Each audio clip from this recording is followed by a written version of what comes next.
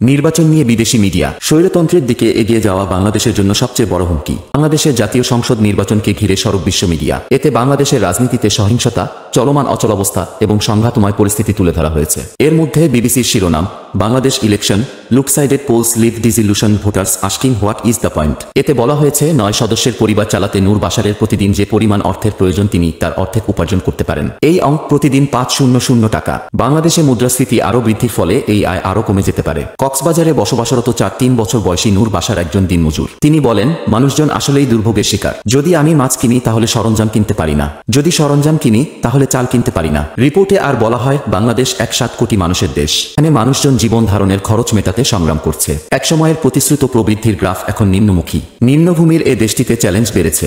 দেশটি জলবায়ু পরিবর্তনের ঝুঁকিতে আছে। এখানে রোববার যে ভোট হতে যাচ্ছে তাতে হতাশ ভোটাররা কোনো আশা দেখতে পাচ্ছেন না। তারা বলেছেন, এ নির্বাচনের ফল জানা, এতে জীবনের কোনো উন্নতি হবে না। নূর বাশার বলেন, আমার প্রধান লক্ষ্য হলো পরিবারের ভরণ পোষণ। রাজনীতির তোয়াক্কা আমি করি না। সবসময় ভাবি কিভাবে ঋণ শোধ করব। এই ঋণ নিয়েছি বিভিন্ন লোকের কাছ থেকে। বিবিসি আরও লিখেছে, প্রধানমন্ত্রী শেখ হাসিনা নেতৃত্বাধীন আওয়ামী লীগ দৃশ্যত এই নির্বাচনে তার কর্তৃত্ববাদ আরও কঠোর করছে। প্রধান বিরোধী দল বিএনপি এই নির্বাচন বর্জন করেছে। প্রধানমন্ত্রী শেখ হাসিনা সরকার বিরোধী হাজার হাজার রাজনীতিক ও সমর্থককে গ্রেপ্তারের পর এই নির্বাচন হতে যাচ্ছে। এই গ্রেপ্তারকে অধিকার বিষয়ক গ্রুপগুলো নিন্দা জানিয়েছে। তারা একে নির্বাচনের আগেই বিরোধী দলকে পঙ্গু করে দেওয়ার উদ্যোগ হিসেবে অভিহিত করেছে। অনেক ভোটারের দৃষ্টিতে যেহেতু বিশ্বাসযোগ্য কোনো বিরোধী প্রার্থী নেই, তাই এরই মধ্যে আওয়ামী লীগ বিজয়ী হয়ে গেছে। এর আতঙ্ক শেখ হাসিনার টানা চতুর্থ মেয়াদে অর্থনীতি আরও খারাপ হবে, হতাশা আরও গভীর হবে। তাই বন্দরনগরী চট্টগ্রামের একজন নিরাপত্তারক্ষী গিয়াস উদ্দিন বলেন, নির্বাচন নিয়ে আমার কোনোই আগ্রহ নেই। কেন আমি নির্বাচনের তোয়াক্কা করব? ফল যাই হোক তা আমাদের ভাগ্যের কোনো পরিবর্তন করবে না। তিনি বলেছেন, তার আর্থিক অবস্থা এতটাই খারাপ যে তিনি দিনে পরিবারের জন্য মাত্র 2 বার আহার জোগাড় করতে সক্ষম হন।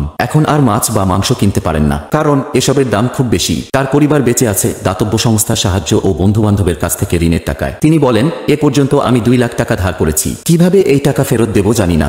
এমন এক কঠিন বিষয়ে মাঝে মাঝে আমার মনে হয় মরে যাওয়া উচিত। 2023 সালে তারা ঝাঁকুনি খাওয়া এই অর্থনীতিকে চাঙ্গা রাখতে $7 বিলিয়ন ঋণ অনুমোদন করে। যুক্তরাষ্ট্রভিত্তিক এসিএলইডি তার এক প্রতিবেদনের শিরোনাম করেছে, the violent politics of Bangladesh 2024 elections. এতে বলা হয়, ঐতিহাসিকভাবে বাংলাদেশের নির্বাচন 2 প্রধান রাজনৈতিক দল ক্ষমতাসীন আওয়ামী লীগ এবং বিরোধী জাতীয়তাবাদী দল বিএনপির মধ্যে সহিংসতা হিসেবে চিহ্নিত হয়ে এসেছে। 7ই জানুয়ারি আসন্ন নির্বাচন তার ব্যতিক্রম নয়। নির্বাচনকে সামনে রেখে কয়েক মাসের সহিংসতা বৃদ্ধি পেয়েছে। এই নির্বাচনে টানা চতুর্থবারের জন্য নির্বাচিত হতে চাইছেন প্রধানমন্ত্রী শেখ হাসিনা। সাম্প্রতিক কিছু অস্থিরতাকে কেন্দ্র করে আওয়ামী লীগের অবাধ ও সুষ্ঠু নির্বাচন অনুষ্ঠানের সক্ষমতা ঘিরে উদ্বেগ দেখা দিয়েছে। নির্বাচন অনুষ্ঠানের জন্য একটি নির্দলীয় তত্ত্বাবধায়ক সরকার গঠনের আহ্বান জানিয়ে আসছে বিএনপি।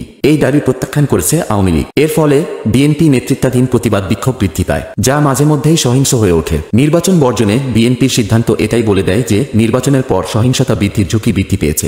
যেহেতু আওয়ামী লীগই ক্ষমতায় থাকবে, তাই দলের ভিতরেও সহিংসতা নিয়ে উদ্বেগ আছে। দলের মধ্যে ক্ষমতার প্রতিযোগিতা দেখা দিতে পারে নির্বাচনের পর। বাংলাদেশের রাজনীতিতে প্রাধান্য বিস্তার করে আছে 2টি রাজনৈতিক দল। তারা হলো ধর্মনিরপেক্ষ আওয়ামী লীগ এবং রক্ষণশীল জাতীয়তাবাদী বিএনপি। আদর্শগত পার্থক্যের সঙ্গে যোগ হয়েছে প্রধানমন্ত্রী শেখ হাসিনা ও বিএনপির চেয়ার খালেদা জিয়ার মধ্যে ব্যক্তিগত দ্বন্দ্ব। এজন্য তাদেরকে ব্যাকলিং বেগমস বলে আখ্যায়িত করা হয়। নির্বাচনের সময় এবং নির্বাচনের বাইরেও আওয়ামী লীগ ও বিএনপির মধ্যে সহিংস প্রতিযোগিতা হয়। ঘন ঘন রাজনৈতিক বিরোধীদের উপর হামলা হয়। রাজপথে সংঘর্ষ হয়। সরকার বিরোধীদের মধ্যে সহিংস প্রতিবাদ হয়। প্রতিবাদকারীদের উপর রাষ্ট্রীয় নিপীড়ন চলে। এসব সহিংসতায় জড়িয়ে পড়ে ছাত্র, যুব এবং শ্রমিক সংগঠনগুলো। এতে আরও বলা হয়, 2014 সালের জাতীয় সংসদ নির্বাচন হয়েছিল তত্ত্বাবধায়ক সরকার ছাড়াই। এজন্য বিএনপি নির্বাচন বর্জন করে। দেশজুড়ে অসন্তোষ দেখা দেয়। 2018 সালের নির্বাচনে তারা অংশ নেয়। আওয়ামী লীগ আবারও নির্বাচিত হয়ে ক্ষমতায় ফেরে ব্যাপক ভোট জালিয়াতির অভিযোগের মধ্য দিয়ে বিরোধীদের উপর প্রতিশোধ এবং পক্ষপাতমূলক টার্গেট করা চলতে থাকে। এর প্রেক্ষিতে নির্বাচন সংক্রান্ত এই বিষয়গুলোর নিরপেক্ষ তদন্তের আহ্বান জানায় জাতিসংঘ। এবারের নির্বাচন অনুষ্ঠানে তত্ত্বাবধায়ক সরকার প্রত্যাখ্যান করেছেন শেখ হাসিনা। তিনি পদত্যাগ করতে অস্বীকৃতি জানিয়েছেন। রাজনৈতিক প্রতিপক্ষকে দমিয়ে রাখতে রাষ্ট্রীয় প্রতিষ্ঠানগুলোর অপব্যবহারের অভিযোগ আছে তার বিরুদ্ধে। হুরিয়াত ডেইলি নিউজের শিরোনাম, Bangladesh to vote in election without opposition. এত বলা হয়েছে, রোববারের নির্বাচনে প্রধানমন্ত্রী শেখ হাসিনার 5ম মেয়াদ নিশ্চিত করতে ভোট হতে যাচ্ছে। বিরোধী দলগুলো এই নির্বাচন বর্জন করেছে ব্যাপক গণগ্রেপ্তারের কারণে। শেখ হাসিনার ক্ষমতাসীন আওয়ামী লীগের সময়ে এক সময়ে দরিদ্র দেশ অসাধারণ প্রবৃদ্ধি অর্জন করে। এটা সম্ভব হয়েছে লোভনীয় গার্মেন্ট শিল্পের কারণে। কিন্তু তার এই মেয়াদ ব্যাপকভাবে মানবাধিকার লঙ্ঘন, তার নিরাপত্তা বাহিনীর বিরুদ্ধে বিচার বহির্ভূত হত্যাকাণ্ড, সংবাদ মাধ্যম ও নাগরিক সমাজের স্বাধীনতাকে খর্ব করে নতুন আইন করা এবং বিরোধীদের বিরুদ্ধে নির্দয় দমন পীড়নের কারণে ব্যাপকভাবে সমালোচিত। নির্বাচনে আসনগুলোতে কার্যত কোনো প্রতিদ্বন্দ্বিতার মুখোমুখি নেই আওয়ামী লীগ। অল্প কিছু আসনে ছোট দলগুলোকে আসন ছেড়ে দিয়েছে। এর মধ্য দিয়ে তারা দেখাতে চাইছে নির্বাচন একদলীয় হয়নি। অনেক তরুণ ভোটার বলেছেন, প্রকৃত পছন্দের প্রার্থী বেছে নেওয়ার সুযোগ না থাকার কারণে ভোটে অংশ নেওয়ার আগ্রহ নেই তাদের। গত বছর প্রধানমন্ত্রী শেখ হাসিনার পদত্যাগ এবং একটি নির্দলীয় তত্ত্বাবধায়ক সরকার প্রতিষ্ঠার দাবিতে প্রধান বিরোধী দল ও অন্য দলগুলো গত বছর ধারাবাহিক জনসভা করে। দলটি বলছে দমনপীড়নে বিএনপি সহ বিরোধী প্রায় 2-5 হাজার নেতাকর্মীকে গ্রেপ্তার করা হয়েছে। তবে সরকার বলছে এই সংখ্যা 1,000। আরও হাজার হাজার নেতাকর্মী পালিয়ে আছেন। বাংলাদেশ বিশ্বেও অষ্টম জনবহুল দেশ।